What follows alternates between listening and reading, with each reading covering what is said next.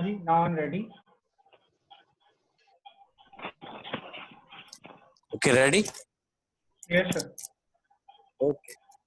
मुरालिका हम स्टार्ट करते हैं.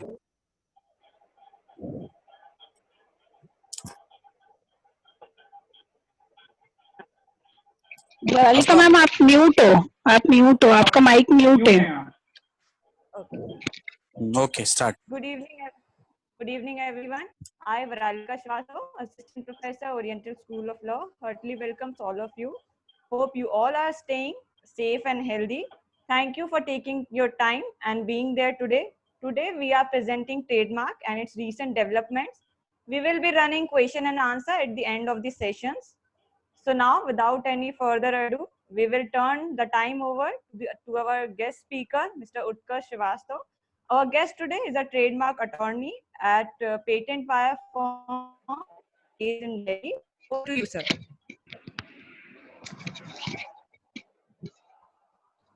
Okay, so I can start? Yes, start. Yes, sir. Yes, sir.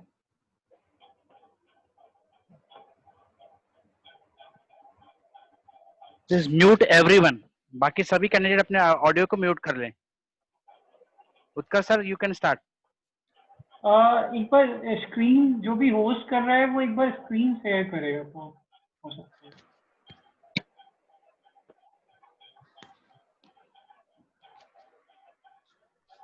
Chauhan ma'am screen share करवा लीजिए ना. हाँ जी सर, मैं एक सेकेंड से मैं कर रही हूँ.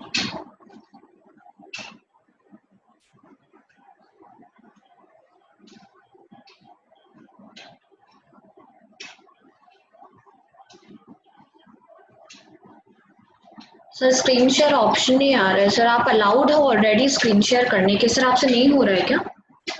नहीं, यहाँ पे ये आ रहा है actually host disabled participant screen sharing.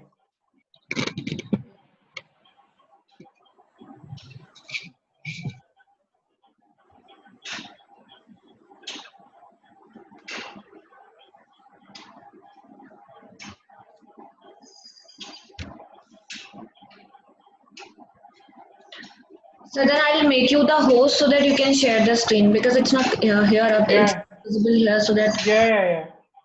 Yeah. Sir, I have done it. Sir, I request all the participants please mute your mic.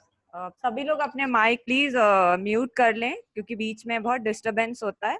आपको जो भी क्वेश्चंस पूछना रहेगा हम सेशन के बाद आप पूछ सकते हैं हमारी गेस्ट से. Sir, now you are the host. You can share your screen. आपको अभी शेयर हो रहा है, दिख रहा है? Yes, sir. हाँ दिख रहा है उत्कर्ष सर. पहले तो thank you specially Sachin sir. I have been the student of Sachin sir in my college. He was in Law Institute of Law previously. So thank you, sir. Welcome, Utkarsh. So now see, I am taking the webinar on trademark now. Okay. So I am the trademark attorney, as the ma'am has already introduced me. So are you guys aware about? Okay, everyone is mute, right? So see, trademark means a word or a logo from which a company's goods or service can be identified. Basically, this is the basic ingredient of trademark. For instance, like if there is a trademark of KFC, you have seen the KFC logo. Okay, so the KFC in the market, KFC has been recognized with the logo or the trade dress or their word mark. Okay, so this is basically called the trademark. So in today's world, if we see in today's world,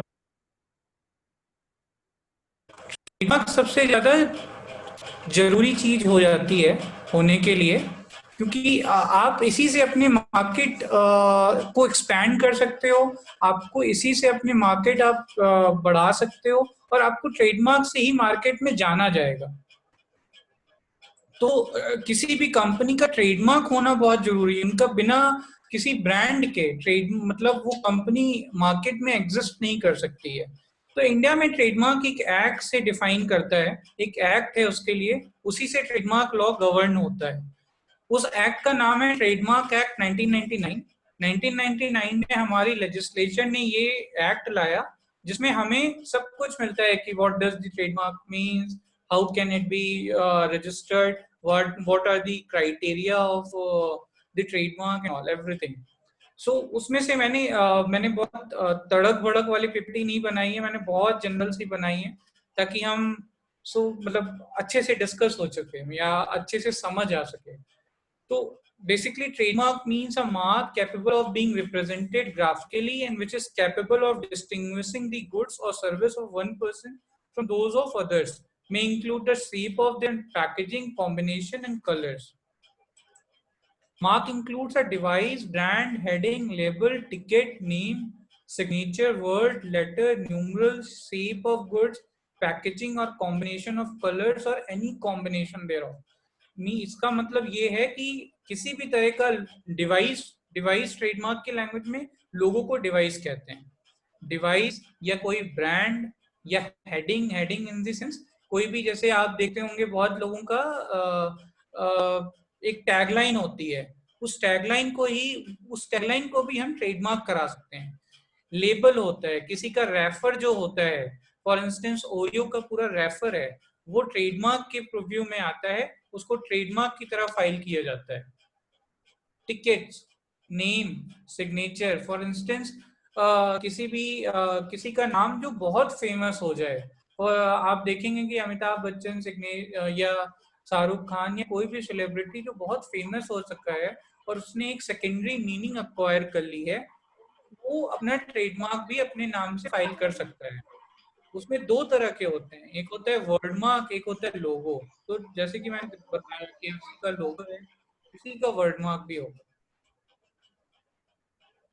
numerals numbers में भी होते हैं, बहुत सारे trademark होते हैं जो numbers में भी होते हैं। जैसे डिब्बे वगैरह होते हैं, उन डिब्बों की जो पैकेजिंग होती है या उसका अगर आप देखेंगे कि पिज्जा का जो डोमिनोज का जो बॉक्स होता है वो हमेशा एक ही तरह का होता है, तो वो डिजाइन और ट्रेडमार्क का ओवरलैप है। तो डिजाइन और ट्रेडमार्क का ओवरलैप होके, लेकिन वो ट्रेडमार्क उनका इसलिए है क्योंकि वो उनका सिग्नेचर है, उस डिब्बे से डोमिनोज जाना जाता है। इसलिए कॉम्बिनेशन ऑफ कलर्स, बहुत सारे कॉम्बिनेशन ऑफ कलर्स हो सकते हैं किसी भी लोगो में, एंड कॉम्बिनेशन देयर ऑफ। ये section 21M of trademark act 1999 में डिफाइंड है। ये जो डेफिनेशन मैंने आपके सामने थोड़ी सिंपल लैंग्वेज में पढ़ी है।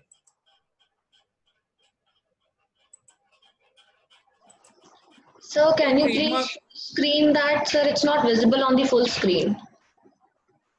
So please full screen कर दीजिए आपके presentation को। अभी हो रहा है? No sir, there is a option आपके नीचे वहाँ पे slide show का एक option होगा sir। हाँ, sorry। अभी हो रहा है? Yes sir, thank you sir।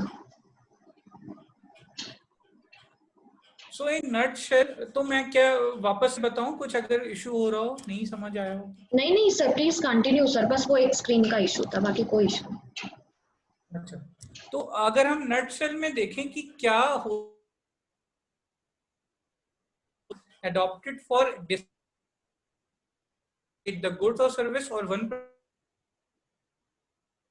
अगर आप देखते हैं कि मान लीजिए कि दो बैंक्स हैं, अगर दो बैंक मान लीजिए आईसीआईसीआई बैंक है, कोटक बैंक है, तो उन दोनों को, वो दोनों बेसिकली बैंक ही हैं, एक ही तरह की सर्विस कर रहे हैं, बट उनको कैसे आइडेंटिफाई किया जाता है? उनको उनके लोगो से आइडेंटिफाई, उनके ब्रांड से आइडेंटिफाई किया जाता है कि वो आईसीआईसीआई बैंक है, वो कोटक बैंक है। तो इसलिए डिस्टिंग्विश करने के लिए ब्रांड होता है, एक दूसरे की सर्विसेज, अपनी सर्विसेज अलग दिखाने के लिए, उनकी सर्विसेज अलग दिखाने के लिए। आप देखते होंगे आपके इंदौर में ही बहुत सारे लॉ स्कूल्स हैं, जैसे आपका जो कॉलेज है उसका कुछ लोगो अलग है, इंदौर इंस्टीट्यूट ऑफ लॉ है उसका कुछ लोगो अलग है।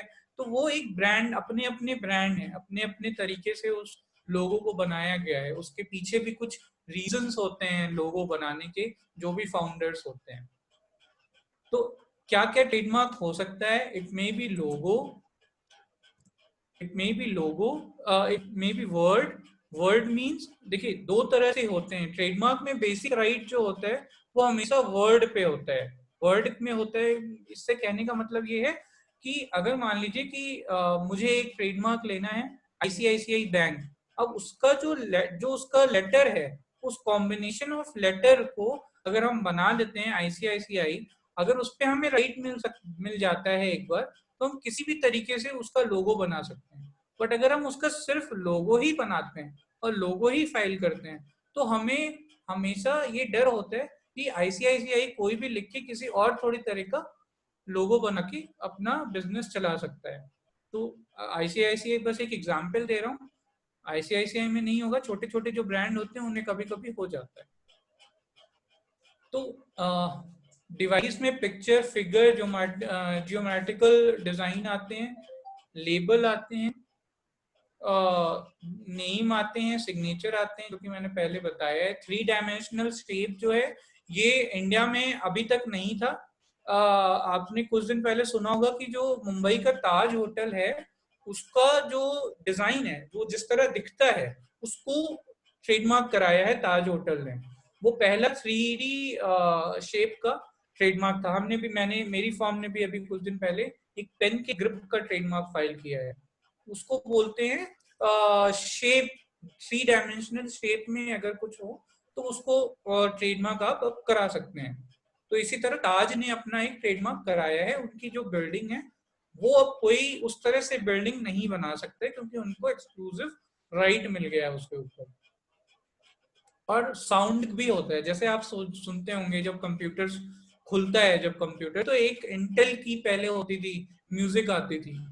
वो दो चीजों में ओवरलैप होती है, एक होता है साउंड, साउंड में एक होता है ट्रेडमार्क। ट्रेडमार्क मतलब कि वो पहचाना जाता है कि उसी तरह का, जब वो एक ही तरह का साउंड बार बार हो, एक कंपनी ने अपना एक साउंड बनाया हो, तो वो उसकी पहचान बन गई है, तो इसलिए वो ट्रेडमार्क आता है। लेकिन वो क्या रिदम के साथ बनाया गया है वो कॉपीराइट के प्रीव्यू में है। Purpose and function of a trademark: to identify the origin of the product, to distinguish the product service of the proprietor from those of others, to guarantee the quality of the product, to advertise the product. तो अब identify the origin of the product. अगर हम देखते हैं कि कोई जैसे biscuit आता है, पार्ले जी का बिस्किट है, ओरियो का बिस्किट है, आप लोगों में से कोई अगर गांव से बिलोंग करता होगा तो आप देखते होंगे पार्ले जी का कुछ थोड़ा सा अलग करके वो छोटी छोटी दुकानों में बेच रहे होते हैं। सो दिस इज कॉल्ड कि अगर वो पार्ले जी, अगर कोई साउंड कंज्यूमर है, व्हाट यू कॉल्ड जागू, ग्राहक जागू वाला जो एग्जांपल था पहले आता था, बहुत आता था। तो जो हम वही देखते हैं कि अगर मान लीजिए कि मैं बिस्किट लेने जा रहा हूँ, तो मैं देखूंगा कि किस तरह कौन है बिस्किट, पार्ले जी का रेफर है नहीं है, ट्रेडमार्क उसमें लिखा हुआ है। बहुत लोग नहीं देखते हैं, तो वहीं पे इन्फ्रिंजमेंट होता है, वहीं पे पासिंग ऑफ होता है। तो वो जो ट्रेडमार्क का मतलब होता है कि वहीं से आपको ओरिजिन पता चलती है, अच्छा ये पार्ले जी का है। डिस्टिंग्विश दी प्रोडक्ट, अब डिस्टिंग्विश कैसे करते हैं आप देखते हैं, जैसे ओरियो का बिस्कुट कुछ अलग होता है, कैडबरी का है, उनका कुछ अलग है, पार्ले जी का कुछ अलग है, बोर्बन अलग है। इस तरह अलग अलग बिस्किट होते हैं, इस तरह अलग अलग सर्विस होती हैं, उनके अलग अलग ब्रांड होते हैं। गारंटी दी क्वालिटी, आप सुनते होंगे कि बहुत लोग बोलते हैं कि हमारी सर्विस की क्वालिटी इतनी अच्छी है, एक बार आजमा के देखिए। बहुत लोग बोलते हैं कि हमारा प्रोडक्ट बहुत अच्छा है, एक बार आप खा के तो देखिए। वही होता है गारंटी ऑफ द क्वालिटी, कि हमारे ब्रांड से क्वालिटी निकल के आती है जो हम बताना चाहते हैं अपने ब्रांड के द्वारा। एडवर्टाइज, ऑब्वियसली अगर आपका ब्रांड नहीं होगा, फॉर एग्जांपल आप अगर अपनी यूनिवर्सिटी का लोगो देख लेंगे, आप पूरे मार्केट में पहचाने जाते हैं ओरिएंटल यूनिवर्सिटी। ओरिएंटल क्या है? ब्रांड है, और उसी तरह उसी को आप एडवर्टाइज कर रहे होते हैं। Benefits of registration of trademark, समझ में आ रहा है? कोई इशू तो नहीं हो रहा है?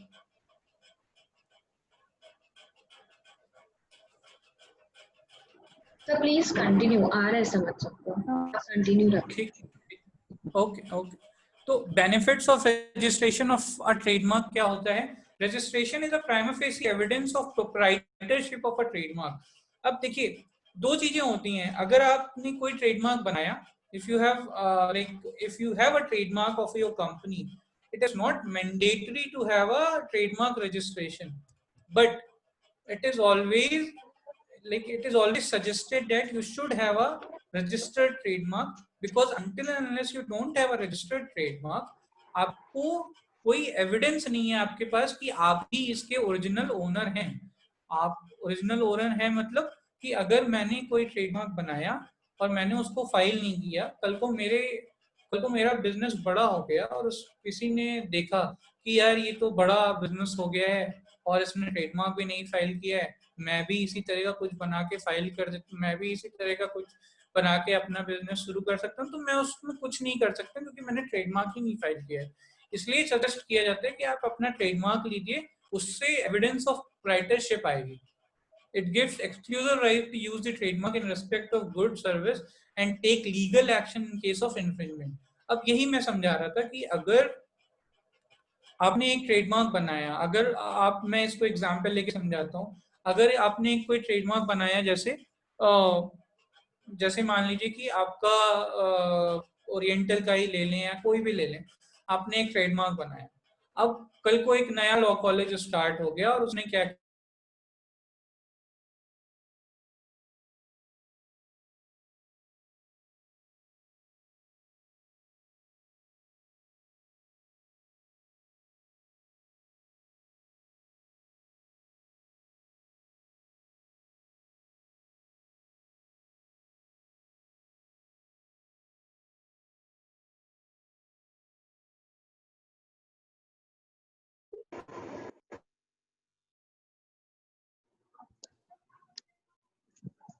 सर आपकी आवाज नहीं आ रही है। to use the trademark in respect of good service to take the legal action in case of infringement. The registered proprietor may assign or license the trademark as any other property. अरे class चली रही होगी class. Mute कर देंगे सबको। Participants please mute कर लीजिए अपना माइक आप लोग। अरे ओके क्लास चली रही। अरुणा जी प्लीज। अरुणा जी को म्यूट कर देना है ना उत्कर्ष सर? हाँ, उनका माइक ऑन है। उनका माइक ऑन। Okay continue. तो the registered proprietor may assign or license any of their trademark. अब इसका मतलब क्या होता है कि मान लीजिए कल को कोई कंपनी है, उसने अपना एक फॉर इंस्टेंस, अगर आपने सुना होगा इंदौर में टाटा कंसल्टेंसी सर्विस है।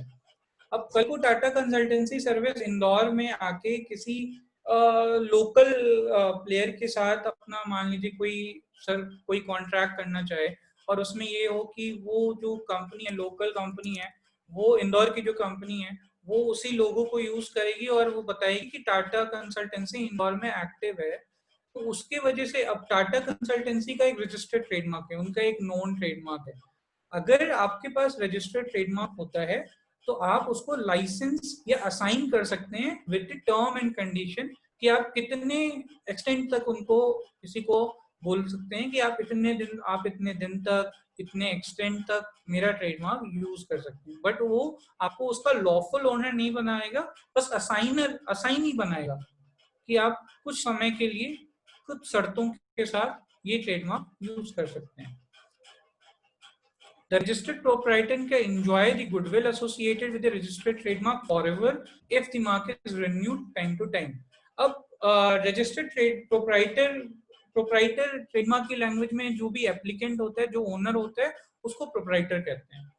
तो हमेशा हर ब्रांड के साथ अपनी एक गुडविल आती है। जैसे आप जानते होंगे नेशनल लॉ यूनिवर्सिटीज हैं, अब उनके जो स्टूडेंट्स हैं उनकी एक अलग गुडविल है हम सारे लॉयर्स के बीच में कि अरे वो तो नेशनल लॉ, तो वही गुडविल अपने आप ब्रांड के साथ जनरेट हो जाती है।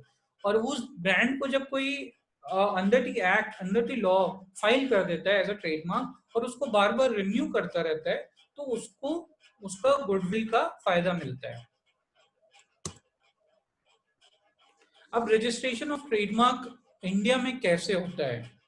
इंडिया में जो होता है, इंडियन ट्रेडमार्क ऑफिस है, 5 जगह उसकी ब्रांच है ऑल ओवर इंडिया, और उसके थ्रू उसमें ऑनलाइन, पहले फिजिकल होता था, अब ऑनलाइन होने लगा है। ऑनलाइन जाके हम ट्रेडमार्क अपना अपना ट्रेडमार्क फाइल कर सकते हैं। तो उसमें मैं एक चीज बस बताना चाहूंगा, ये पीपीटी में नहीं है। तो उसमें क्या होता है कि एप्लीकेंट अपना ट्रेडमार्क खुद से भी फाइल कर सकता है, लॉयर कर सकता है, कोई भी ट्रेडमार्क एजेंट अपना ट्रेडमार्क अपने क्लाइंट का ट्रेडमार्क फाइल कर सकता है। लेकिन सजेस्टेड यही होता है कि अगर आपको नहीं आता है तो आप किसी लॉयर से कराएं, ताकि आपको सर्विसेज, क्योंकि उसका डे टू डे काम होता है, तो उसको आपको सर्विसेज मिल सके। तो हम लोग जो होते हैं, हम मैं हूँ या मेरी फर्म है या बहुत सारे ऐसे लोग हैं, हम लोग इंडियन ट्रेडमार्क ऑफिस के सामने इनरोल्ड होते हैं या हमारे नाम से पावर ऑफ अटर्नी बनती है, और फिर हम ट्रेडमार्क ऑनलाइन फाइल करते हैं। ऑनलाइन फाइल करने के लिए एक पोर्टल होता है, उस पोर्टल में जाके हम फॉर्म फिल करते हैं और कुछ नेसेसरी डॉक्यूमेंट्स होते हैं, वो नेसेसरी डॉक्यूमेंट्स बनाने के बाद हम ट्रेडमार्क फाइल कर सकते हैं।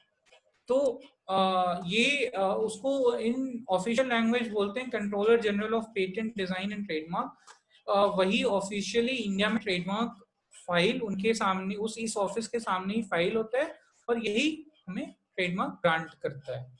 The proprietorship over trademark cannot be registered with the registrar of properties. जो ट्रेडमार्क हमेशा, अब लोग सोचते हैं कि ट्रेडमार्क भी तो एक प्रॉपर्टी है, ऐसा नहीं है। ट्रेडमार्क प्रॉपर्टी है, वो इंटेंजिबल टेंजिबल एसेट की तरह होती है, और वो आप सिर्फ एक particular controller general of patent design and trademark के सामने ही फाइल कर सकते हैं। अदर देन इसका कोई ऑफिस नहीं है जिसमें आप ट्रेडमार्क फाइल करते हैं। तो एडमिनिस्ट्रेटिव सेटअप ये है, government of India, DIPP, department of industrial policy and promotion, controller general of patent design, उसमें फिर पेटेंट होता है, डिजाइन होता है, ट्रेडमार्क होता है, ज्योग्राफिकल इंडिकेशन होता है, सेमीकंडक्टर होता है। उनकी ब्रांच होती है ट्रेडमार्क की, आप जैसे देख रहे हैं, अहमदाबाद, दिल्ली, मुंबई, चेन्नई और कोलकाता, इन डिफरेंट जगह पे हम ट्रेडमार्क फाइल कर सकते हैं। पूरे इंडिया को इस तरह से जोन में बांटा गया है। जैसे आप अगर इंदौर में हैं, आपका एड्रेस इंदौर का है, तो आपका जो रिस्पेक्टिव ट्रेडमार्क ऑफिस होगा वो मुंबई होगा। मैं दिल्ली में हूँ या मैं हरियाणा में हूँ, तो मेरा रिस्पेक्टिव ऑफिस जो होगा वो दिल्ली होगा। बट जो लॉयर होता है वो हर जगह ट्रेडमार्क, क्योंकि ऑनलाइन है, वो हर जगह से ट्रेडमार्क फाइल कर सकता है, चाहे वो किसी भी रीजन का हो। अब ट्रेडमार्क जो है, सबसे पहले ट्रेडमार्क रजिस्ट्री वाज एस्टेब्लिश्ड 1940 में, पहला हमारे एक्ट आया था। उसके बाद 2002 में आया था, और अभी फिर से अमेंडमेंट हुआ है 2017 में। 2010 के बाद 2017 में भी अमेंडमेंट हुआ है, और 2017 का जो अब प्रिवेल कर रहा है वो 2017 प्रिवेल कर रहा है। ट्रेडमार्क अमेंडमेंट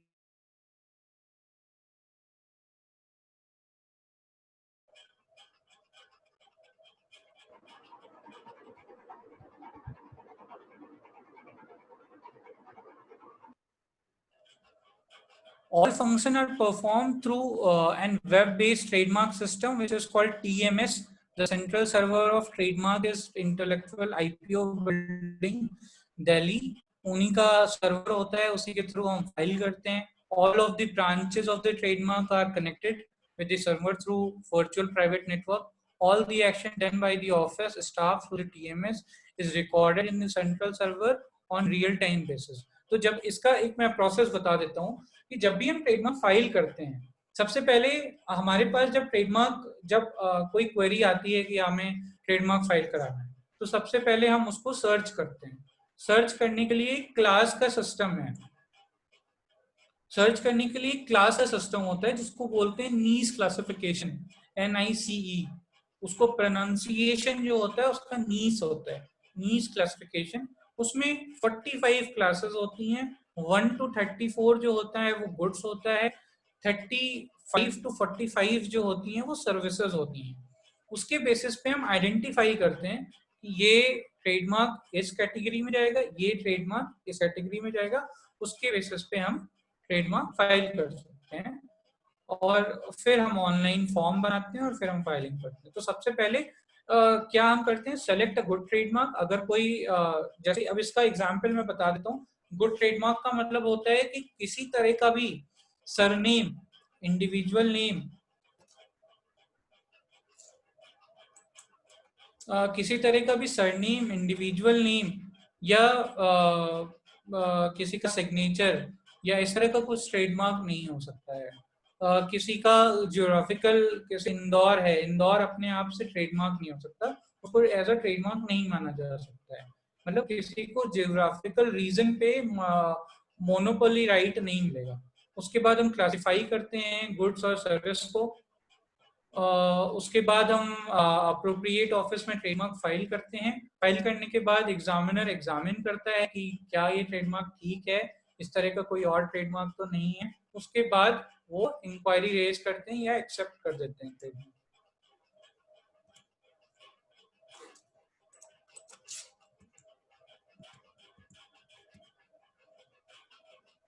तो सही अच्छा ट्रेडमार्क सेलेक्ट करने के लिए कुछ मैंने लिख दिया था इसमें। Go for a trademark which is easy to speak and spell, appealing and easy to remember, invented or point. हमेशा ट्रेडमार्क नया होना चाहिए। कुछ पुराना ट्रेडमार्क, किसी का यूज किया हुआ ट्रेडमार्क आपको फाइल नहीं करना चाहिए। और don't go for the trademark जो अपने आप को दूसरे ट्रेडमार्क से डिस्टिंग्विश नहीं कर सकते हैं, या किसी ज्योग्राफिकल रीजन को कोई डिफाइन कर रहा है, उस तरह का ट्रेडमार्क नहीं हो सकता है। या कोई ऑफसीन या कुछ जो गवर्नमेंट ऑफ इंडिया या कॉन्स्टिट्यूशन में या किसी एक्ट में मना कर रखा है किसी चीज को, उसका आप ट्रेडमार्क नहीं करा सकते हैं। और किसी का एग्जिस्टिंग ट्रेडमार्क आप खुद के नाम पे फाइल नहीं कर सकते हैं। सर मुझे एक For the चीज purpose बोलनी थी। हाँ। एक्चुअली ये सेशन 40 मिनट्स का होता है, तो हमारे पास टाइम थोड़ा कम बचा। हम वापस से ये सेशन रिजॉइन करने के लिए मैं रिक्वेस्ट करूंगी। सभी लोग प्लीज सेम लिंक से वापस ये सेशन